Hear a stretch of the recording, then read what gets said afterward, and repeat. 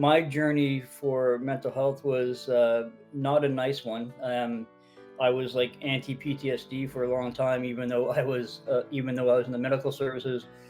The ironic thing is, as my PTSD um, progressed, um, I took even more of a hard line of like, I don't believe in it. It's not happening. It's definitely not happening to me. Dealing with it properly. So I would have a traumatic event. And then I would come back down, and then it would happen again, not realizing that that's actually how PTSD works. So I remember, my girls were at the time they're like 21 and 19. So I called them and said, "Hey, just so you guys know, Dad just got a diagnosis of PTSD," and their both reactions were "duh."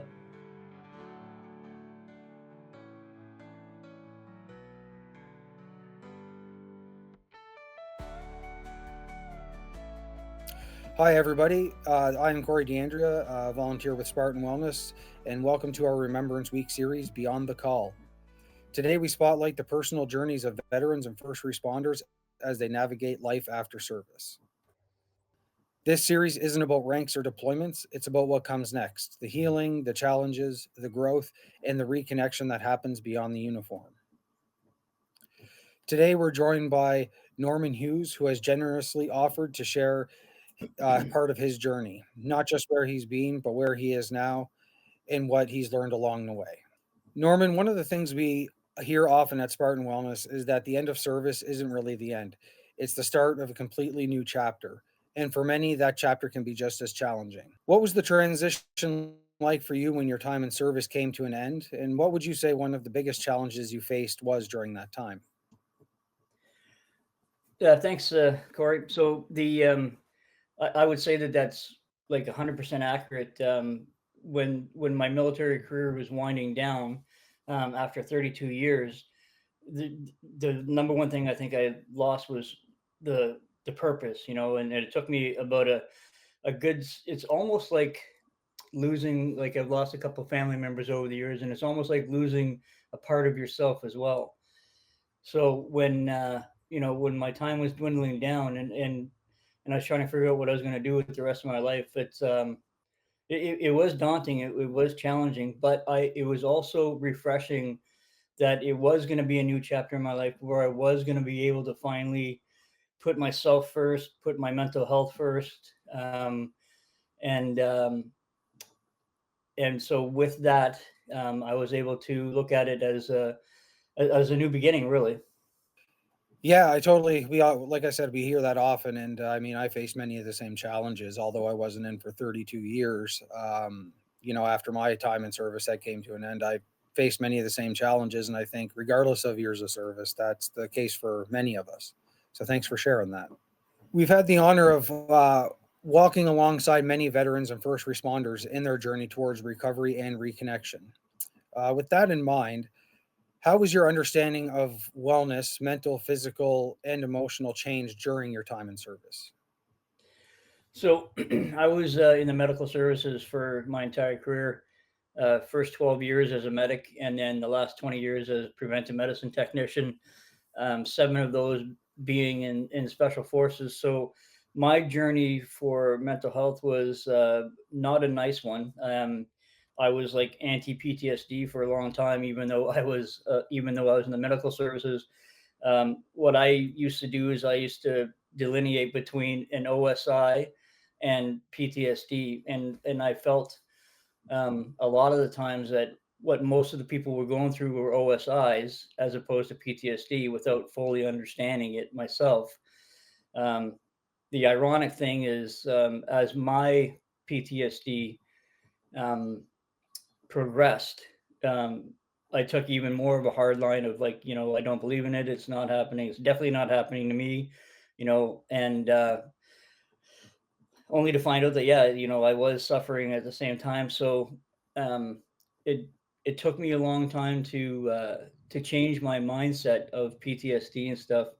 Um, the biggest thing what I found is when I started opening up with some of my friends and about PTSD and my issues, I was very surprised at how many other people were struggling on their own without opening up to anybody else too. So that's what really quickly changed my mind about, OSI versus PTSD is, a lot of us were carrying it around, and, we were verbalizing that we, didn't really think PTSD was as prevalent as it was until we all started talking amongst ourselves and realized, holy crap, like, it is way more prevalent than I thought it was. And so, because I always, for me, sorry if I'm rambling here, but for me, my traumas were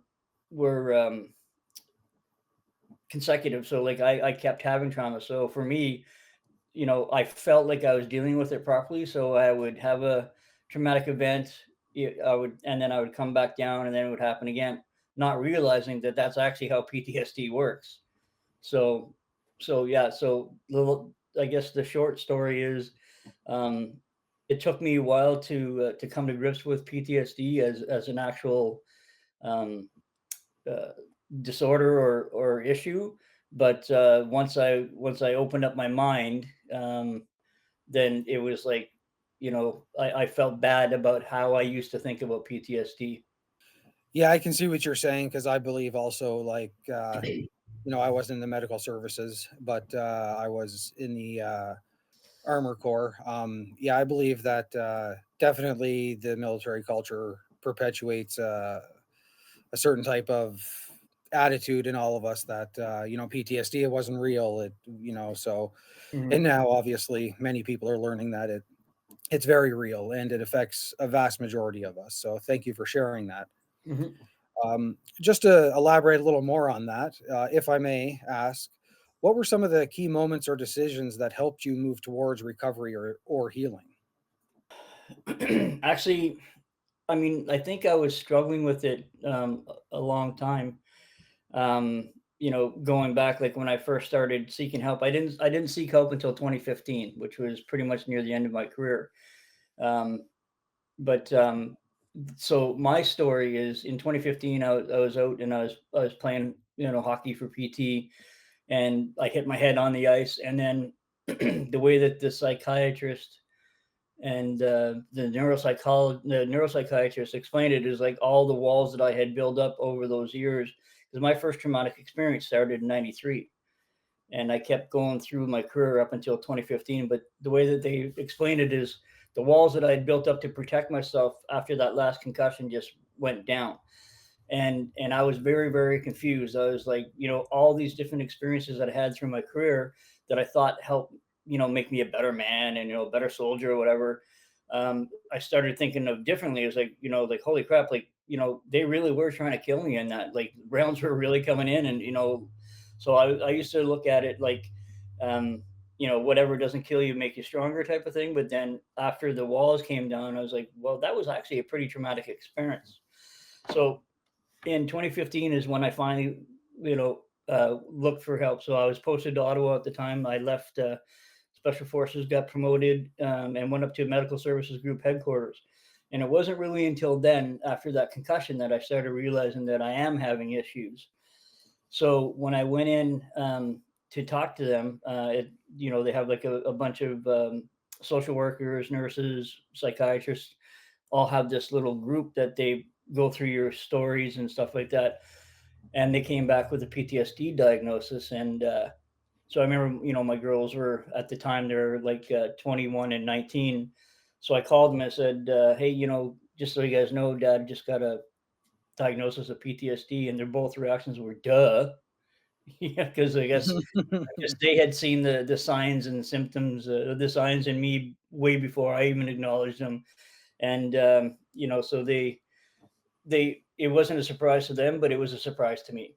Yeah, and just to elaborate on that a little more, I can see where your children were coming from because I also grew up with a dad that was in the military, and none of us knew what PTSD was at the time, but we could definitely tell after a number of tours that he had done that he did come home different and affected. He was still able to carry on with his career, but yeah, I mean, your family is definitely the first to notice, especially your kids and your spouse, all that. So, yeah, I would, yeah, I can definitely see where they were coming from. So, thank you for sharing that.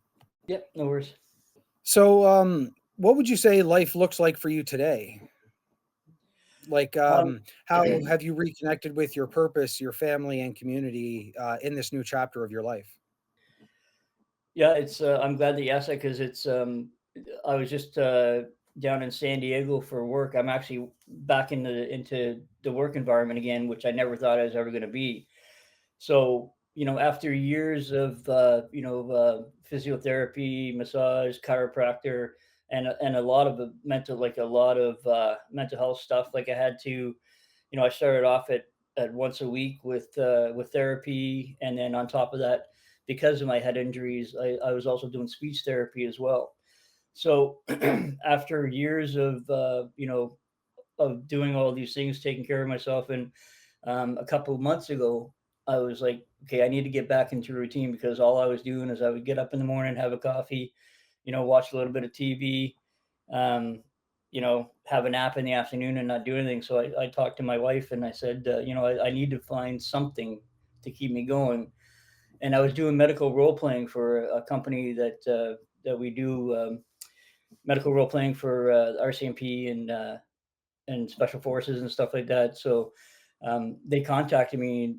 Their medical sales manager was leaving the company to go on to something else, and they asked me if I was interested in the job. And it was like a very easy yes. Like it would be, I could work from home and set my own hours, and so I've been doing that now for the last month. I've been back into the workspace, and I feel comfortable. I feel good. It's something that I never would have thought. If you asked me 2 years ago if I would have been doing this, I would have said absolutely not. But just allowing myself to go through the process of healing, being acceptable of all modalities of care that have been offered to me to make myself feel better, to get healthy. I did my degree through SISIP and Manulife when I first got out. So being open and accepting of everything that the transition can offer you, whether that's through what I would recommend is when I talk to a lot of people is as I'm progressing, it's for me, it's no longer the smoking, it's the capsules um, that work well for me, especially the CBD for the pain during the day, and then the THC at night to be able to sleep. And a lot of the products that I've been getting, to help like the creams, the capsules, the gummies, and stuff like that, that can give you the same type of effect, but also allow you to continue on your day. That's what's really changed my life is being able to use the capsules properly. That's great because I find, yeah, I'm very similar. It's the edibles help a lot, and the creams, oils, stuff like that. I totally see where you're coming from. Thank you.